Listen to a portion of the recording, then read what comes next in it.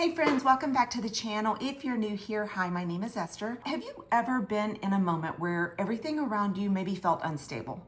Like the ground seemed to shift, or maybe the news just felt heavy, or your heart just could not find calm? Well, Psalm 46 meets us right there. It's a journey really from refuge in verse 1 to rest in verse 10. And then between those truths really lies the story of every believer. So today we're going to walk through this Psalm 46, to see how God, being our refuge in crisis or really any situation, leads to our rest in stillness, and why these two truths can really anchor your life no matter what's going on around you. So this Psalm really, it doesn't call us to fight harder, it calls us to trust deeper, much deeper, friends.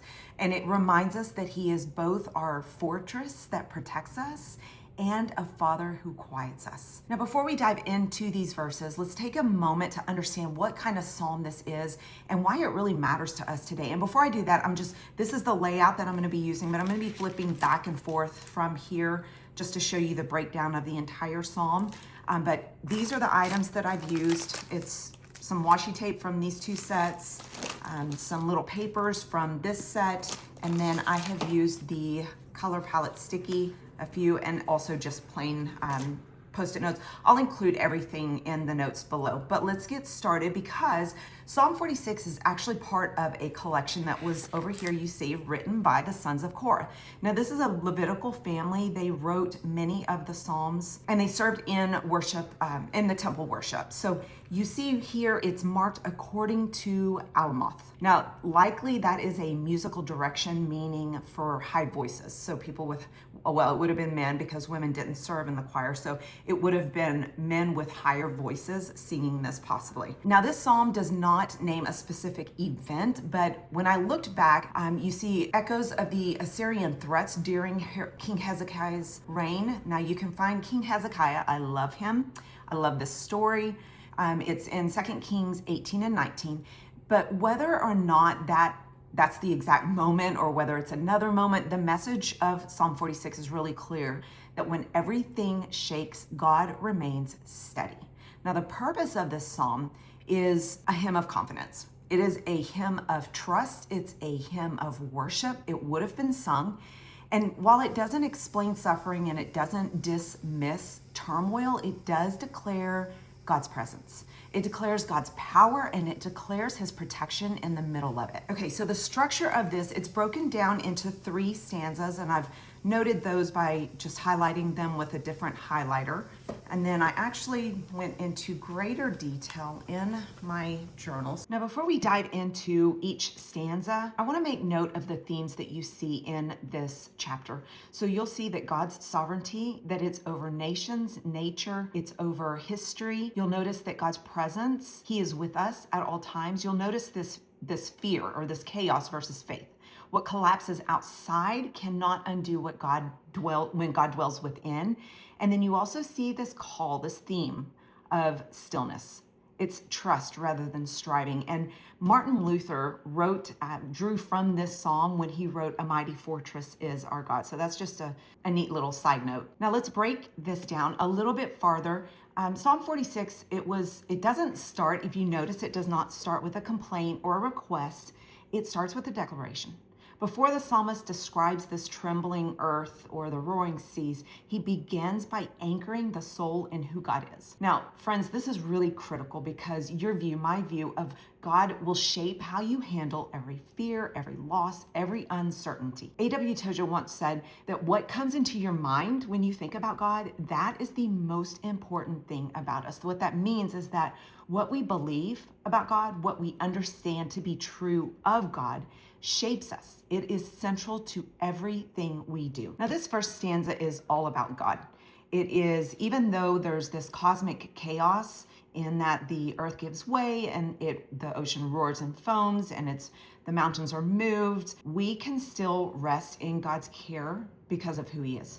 So He is our refuge. He is our strength. He is our very present help. And we'll go into detail about that in a little bit. And because of who He is, we don't have to fear. That's what this therefore is there for. Now, this next stanza, 4 through 7, The focus of this is on the city of God. That would be the holy habitation of the Most High. It's Zion, which is Jerusalem. And notice how the roar and the foam is now a river. Now in scripture, river is normally associated with peace.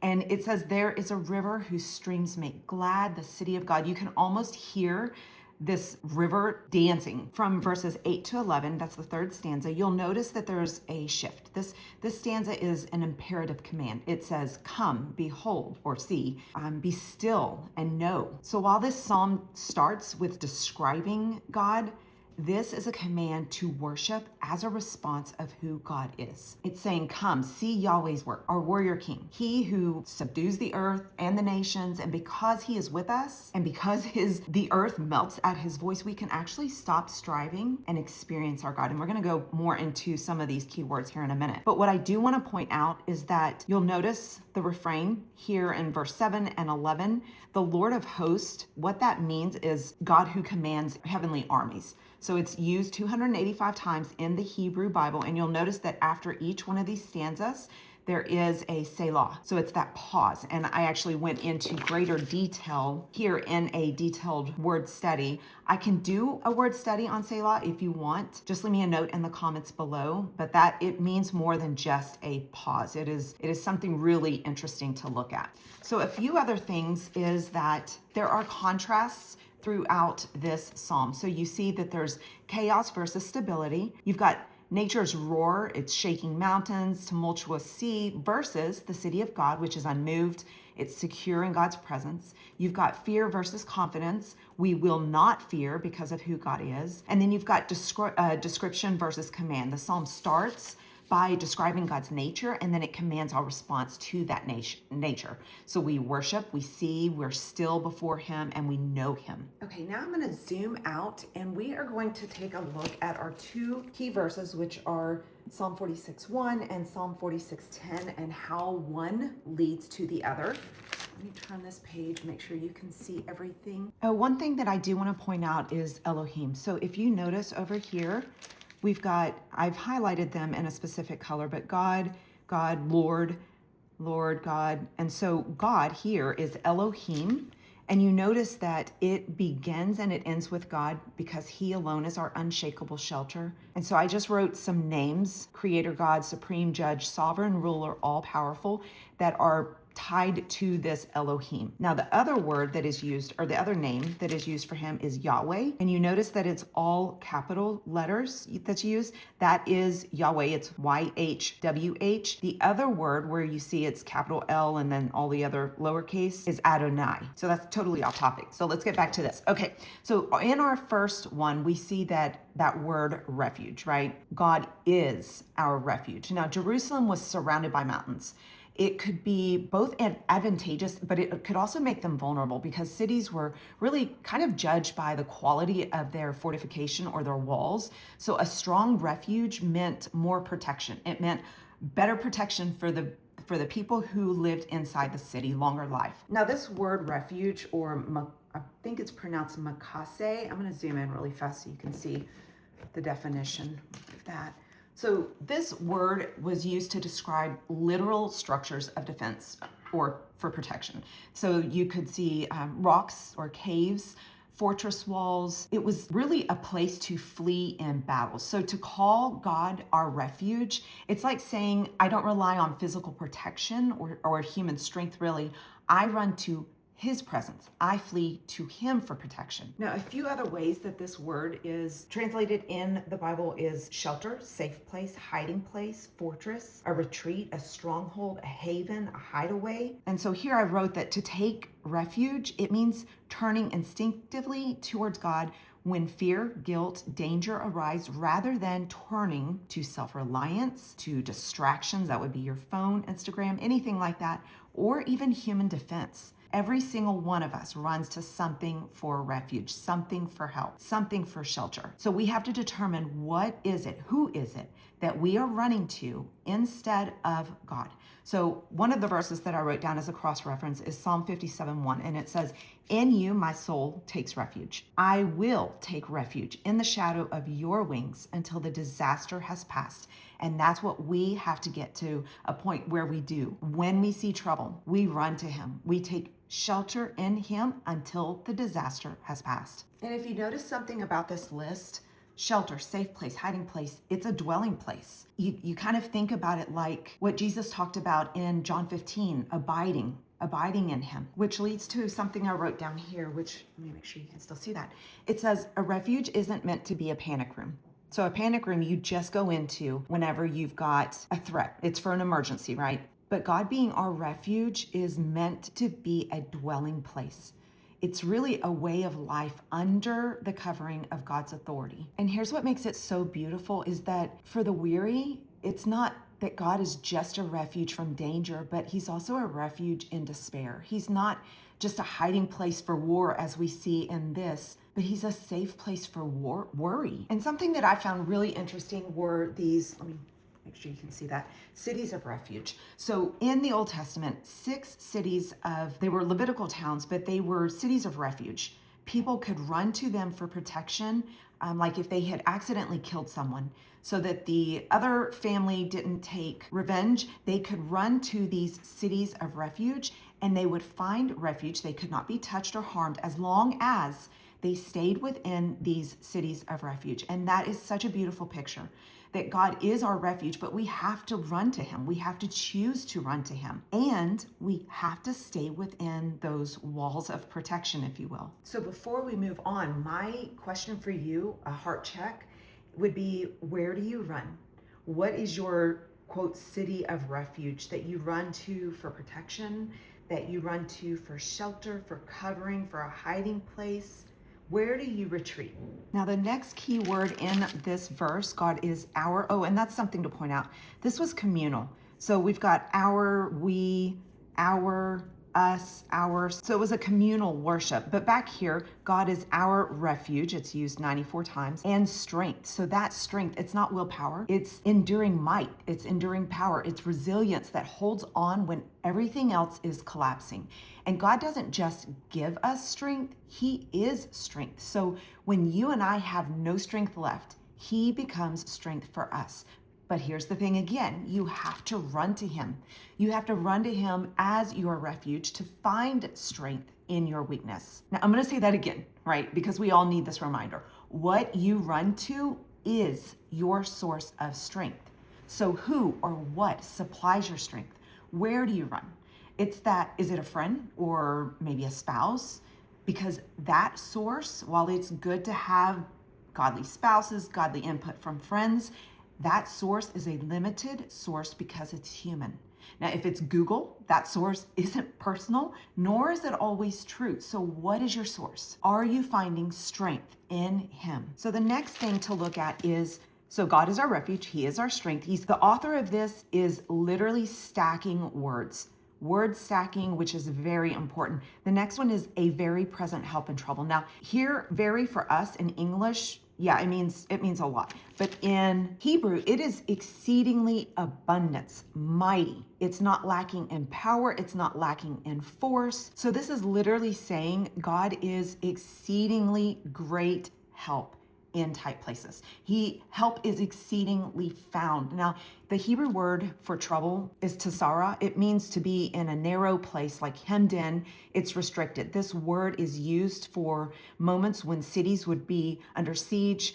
It would be used for disaster or extreme vulnerability. It's basically like being backed into a corner. It's a tight, constricted area. So when life closes in, right? God isn't distant from those moments. He's inside the moment. He is there with you in those tight places. He's not just present. He's abundantly present. He's not just there, but he's there in our most trying, in our most tight, in our most chaotic moments. He is there. And that's why the psalmist over here goes on to say, therefore we will not fear. Because even when those stable things that we think are the most stable, mountains, even when they collapse into the most chaotic place, which is the sea, our confidence can stand. So where do you need God's very present, abundantly present. Help where you're at. Where are you backed into a corner? Where are you hemmed in? Where are you in a narrow, tight place that you cannot get out? God is there. He is with you. Okay, let's fast forward. We've taken a look at how God is our refuge, our strength.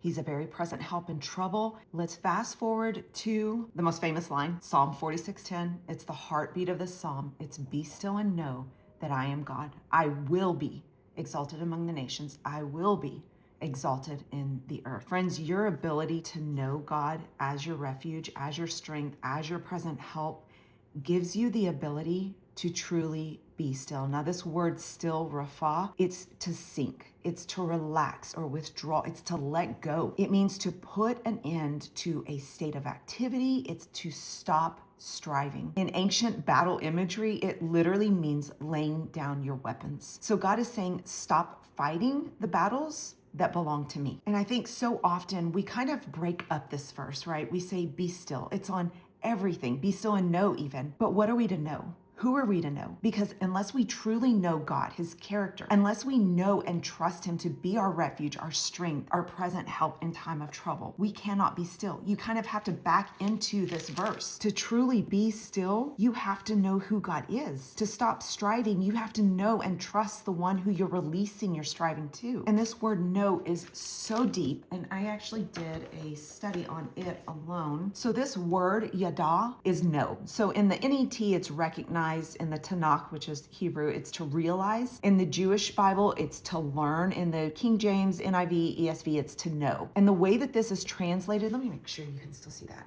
I'm going to zoom in. The way that this is translated in scripture is know, known, chosen, concern, knew, understood, knowledge, experience. It's to consider, learn, show, discover, discern. It's to be familiar with, to acknowledge. It's like close friends, trained, comprehend. So the definition is to know or to learn to know by experience. We cannot know God unless we experience him. We cannot experience him unless we take the time to read his word, to spend time in prayer, to spend time in worship, to thank him. So this knowing God, it goes really far beyond cognitive recognition, right? You can, like if you've got a favorite football player, you can know facts about that football player, but it doesn't mean you know them intimately. So I wrote here that this word is far richer than simple intellectual understanding. It describes relational, experiential, and intimate knowledge. To yada God, or to know God, is to encounter him. It's to recognize his hand. It's to walk in relationship with him. It's to submit to his authority. It's deep spiritual rest really begins with this deep relational knowledge of God. So do you know him in that way? Friends, do we know his character enough to be still, enough to truly lay down our weapons? And if not, friend, there is no condemnation there, because this is the day. This is the day that the Lord has made. This is the day that you can choose to know him greater, to take refuge in him, to find your strength in him. And the way you do that is with this. You get to know God through his word. This is his spoken word to your heart, to my heart. So I wrote down here some heart checks, if you will. So number one, am I cultivating a relationship with God? Or am I simply maintaining routines? Number two is, have I settled for information without transformation? And I think that is so big for so many of us. We may get settled into this maintaining a routine, and through that routine, we get comfortable with it. And so we're just settling for obtaining information without that information actually transforming our lives.